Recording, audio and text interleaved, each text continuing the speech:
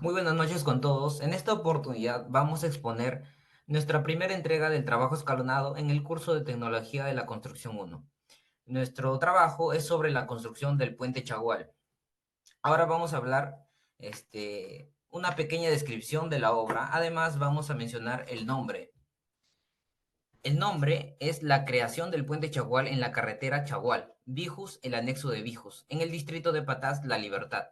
Como descripción tenemos de que Provías Nacional es una unidad ejecutora del pliego Ministerio de Transportes y Comunicaciones, creada por un decreto supremo, de carácter temporal, con autonomía técnica, administrativa y financiera, encargada de las actividades de preparación, gestión, administración y ejecución de proyectos de infraestructura de transporte, relacionada con la red vial nacional, así como la gestión y control de actividades y recursos económicos que se emplean para el mantenimiento, seguridad de carreteras y puentes de la red vial nacional. Es aquí donde nos enfocaremos, en la red vial. Ahora vamos a hablar una pequeña descripción del puente Chagual. Podemos observar una imagen al lado izquierdo. Este es el puente Chagual, ¿no? Es un puente instalado en el río Marañón. Es de tipo Acrow modelo 700XS, con una longitud exacta de 85.34 metros. La obra de ingeniería está diseñada para una sobrecarga de 48 toneladas. El puente Chagual es de vital importancia para comunicar las provincias de Patás y Sánchez Carrión, por ende, a otras zonas de la región de La Libertad. Por ello, beneficia a miles de pobladores de Patás, de las provincias aledañas a la región. Además, como características generales, podemos mencionar la ubicación de este, ¿no? Este puente está ubicado en el departamento de La Libertad, provincia de Patás, distrito Patás, y en la región geográfica denominada Sierra, a una altitud de 1.237 metros sobre el nivel del mar. En la resolución directoral hemos encontrado de que el sistema de contratación es de suma alzada, pero una breve explicación sobre suma alzada es que se define un monto tope, el cual debe incluir todo aquello definido en el expediente técnico y bases de concurso para el proyecto. Esto es relativamente simple de supervisar, no obstante puede llevar complicaciones en caso de que no se complete el 100%. Como características, tenemos que la suma alzada tiene ventajas y desventajas tanto para el propietario y contratista. Las ventajas para el propietario sería de que transfiere el riesgo económico al contratista. Es una muy buena ventaja. Las desventajas sería de que estás expuesto a solicitudes de cambio por el contratista. Ahora, hablando netamente del contratista, tenemos que su mayor ventaja es que tiene mayor control sobre el trabajo. Es decir, el contrato de suma alzada consiste en que te dan todo el dinero y tú ves cómo lo administras, ¿no? Si tú lo administras de una forma óptima, puedes obtener unas ganancias significativas. Sin embargo, si es que existe error en tu expediente técnico o en tus estudios, puedes obtener pérdidas y sería tu responsabilidad. Una desventaja sería de que el propietario difícilmente aceptará un cambio en el presupuesto. Ahora vamos a hablar sobre el cronograma del proyecto. El cronograma de proyecto constaba de dos alternativas, pero la que se eligió es la alternativa número uno, que esta decía de que el puente de 86 metros de longitud con un carril de 3.6 metros de ancho, el cual constará de una resistencia de 280 kilogramos por centímetro cuadrado, con veredas a los lados de 1.3 metros de ancho y carpeta de rodadura asfáltica. La construcción de 396 metros de vías de acceso a nivel de la trocha con un solo carril. Corresponde además con la señalización vial preventiva que más adelante detallarán mis compañeros. Además, la construcción de una defensa ribereña de 500 metros. Defensa como los gaviones que hemos visto en la salida al río Chillón. También contará con la implementación de un programa de capacitación sobre el tránsito en las localidades. Ahora podemos observar el cronograma del proyecto. Se observa que en el 2016 inició la fase de inversión y en el 2017 es donde se elaboró, se inició con la construcción y se terminó con la construcción del proyecto. Sin embargo, no termina ahí. Como podemos ver, del 2017 al 2036 todavía sigue la operación de mantenimiento rutinario y periódico del puente ya construido. Ahora, sobre la inversión sobre la inversión que se hizo en esta obra, es de un total de 7.936.394.52, dividida entre los años 2016 y 2017. En especial en el 2017, ya que aquí se inició con la construcción del puente como tal. Doy paso a mi siguiente compañero.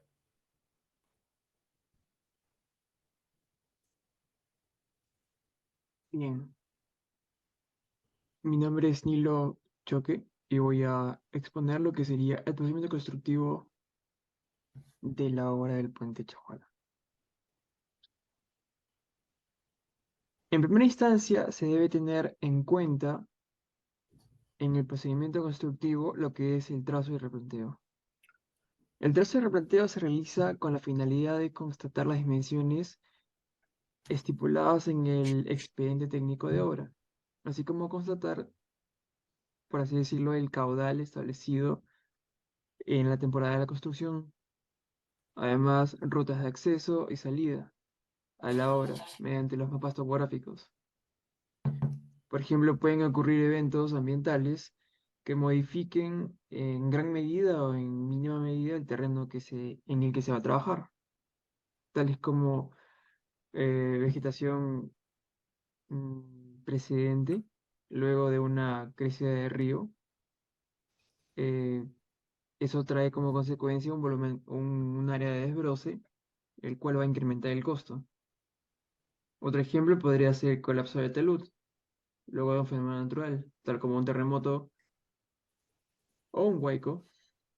Los estudios de trazo y replanteo son sumamente importantes para notificar los sobrecostos en caso de que existan, y para la suma alzada es de suma importancia, pues estos se pueden cubrir mediante adicionales de obra. Siguiente, por favor. Bien, como subestructura se tienen a los dados de concreto, o también llamados estribos, la losa de aproximación y los muros de contención en caso de que existan, ¿no? Para el reforzamiento de la estructura. Ya, pero en el caso del puente Chagual sí lo cuenta. Y este está establecido como defensa ribereña, o adicionándole también gaviones no empedrados, sino de concreto puro. Para el proceso constructivo de los estribos de concreto, eh, consta de una base debidamente pisonada, previamente reforzada con material de préstamo, es decir, afirmado, o un solado de concreto, seguido de una armadura y, y seguidamente vaciado de concreto. Al ser concreto cara vista, se utilizó encofrado fenólico, que da una textura lisa a simple vista. El diseño previsto en el expediente técnico da un F'C de 280, lo cual es incorrecto mediante las clases de construcción, pues en gestión de riesgo de seguridad se prevé una resistencia mínima de concreto para el flujo del río, en estos casos de 315 de resistencia a la compresión. Para el siguiente, para la siguiente subestructura se tiene a los aproximación. Esta es la primera estructura en contacto con los vehículos, y esta constituye del mismo proceso anterior, compactado del suelo, de material de préstamo afirmado, y seguidamente colocado de un enmayado de electro soldado, y asimismo un vaciado de concreto de resistencia 280. Consecutivamente, continúa el curado de concreto, bueno, el desencofrado de concreto y luego el curado de concreto. Otro integrante de las subestructuras sería el proceso constructivo de los gaviones, pero en este caso son de concreto puro. El proceso constructivo es similar a lo que sería los anteriores dos ejemplos, pero este tiene una diferencia, y es que al encontrarse en el cauce del río, este se debe detener parcialmente, pues si se trabaja focalmente en la construcción de los aviones, sea para el lado derecho o para el lado izquierdo, se debe encauzar el río de tal manera que no se impide el flujo del mismo, pero sí, por así decirlo, se tiene que mantener seca esa parte. Eso se logra con bulldozers y cargadores frontales en la obra. Doy paso a mi compañera.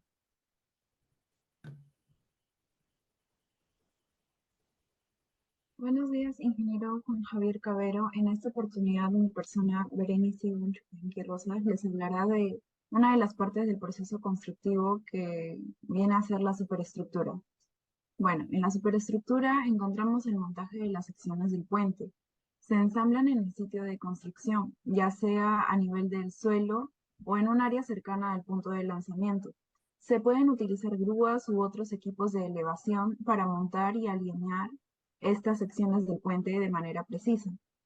Dentro de los puntos del montaje de las secciones podemos encontrar la descarga y preparación de las secciones, posicionamiento de las secciones, conexión de las secciones, nivelación y ajustes y pruebas de carga y seguridad.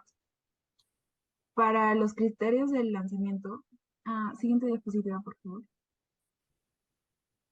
Para los criterios de lanzamiento tenemos que tomar en cuenta el área o espacio que se va a tratar, porque tiene que ser convencional con nariz de lanzamiento al área detrás del eje de los rodillos basculantes. Será un mínimo de 30,4 metros aproximadamente. Esto se debe a que para este tipo de lanzamiento se requiere colocar una nariz de 15,25 metros hasta el extremo anterior del puente. La zona de aterrizaje en la orilla de llegada debe ser suficiente para al menos 2 tramos de puente pasen más allá de los rodillos de aterrizaje.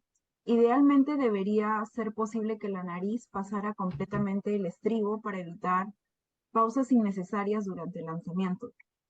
El siguiente punto a tratar sería la pendiente.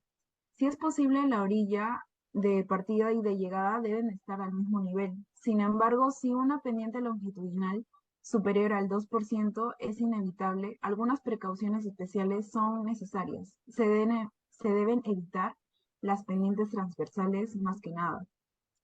Otro punto a tratar sería el uso de nariz acople. Se refiere a la parte del extremo de un módulo o sección del puente que se utiliza para conectar y acoplar de manera segura una sección a otra.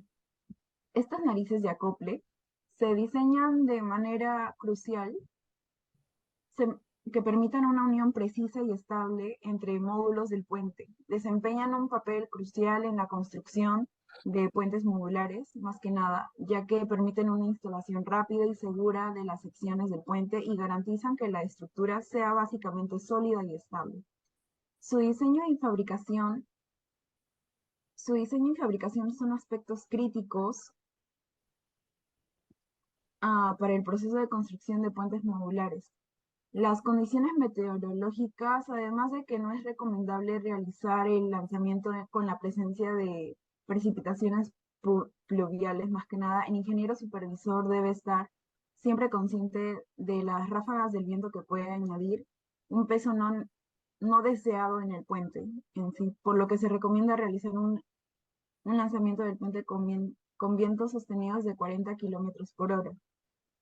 Y bueno, con respecto al lanzamiento gradual, la posición de los rodillos planos será en ambos extremos, debajo de cada panel y sobre los estribos de concreto. El primer tramo de paneles, denominado acople, junto a dos tramos más conformados por paneles sin viga de piso, conforman lo que denominaríamos nariz de acople.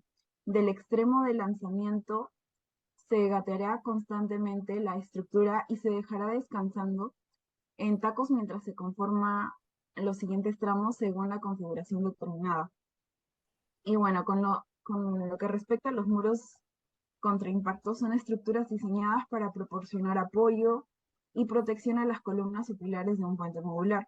así como otros elementos estructurales como los soportes de carga. Su principal función es absorber y distribuir las cargas resultantes del impacto, vibraciones o fuerzas que actúan sobre el puente. Los apoyos y las placas se dividen en apoyos fijos, apoyos móviles, placas de apoyo, placas de asiento. Los apoyos fijos, estos permiten que el puente modular se sienta de manera segura en sus cimientos o pilares. Pueden ser de varios tipos, como apoyos de deslizamiento o articulados. Los apoyos fijos proporcionan estabilidad y resistencia estructural. En cambio, los apoyos móviles, especialmente aquellos diseñados para resistir movimientos sísmicos, se utilizan por su cierta flexibilidad y desplazamiento controlado en respuesta a fuerzas externas. Las placas de apoyo, estas placas pueden estar hechas de materiales como elastómeros, uniforme y reducir la fricción. Son esenciales para permitir el movimiento y la adaptación de la estructura a las condiciones cambiantes.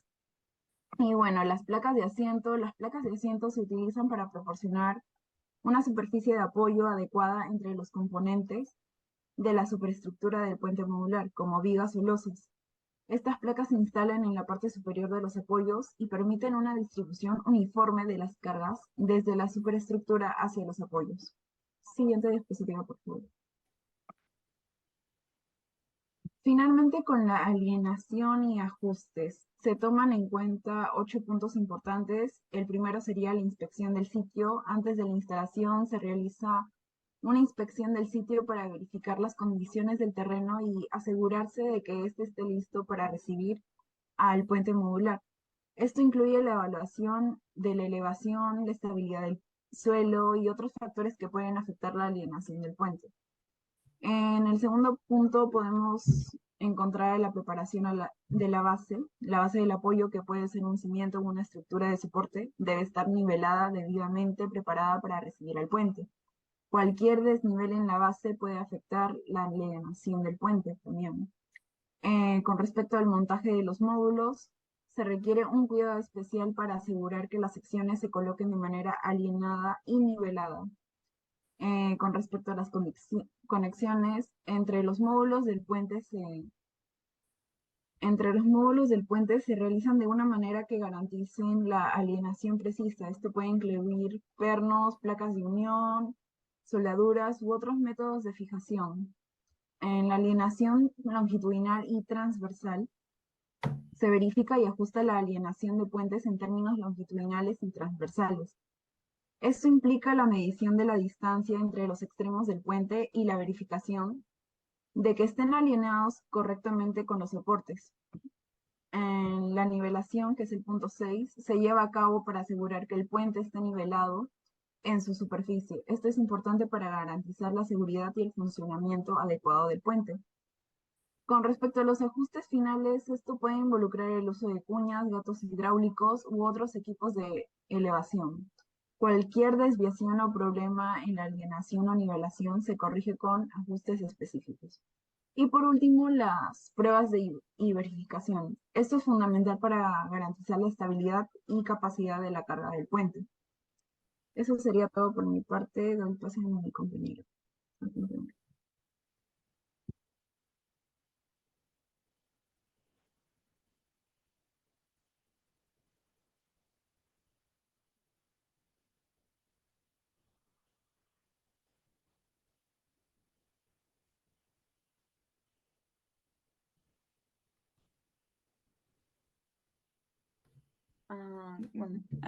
Buenos días, ingeniero Cabrera. Yo soy Claudia Yanachira.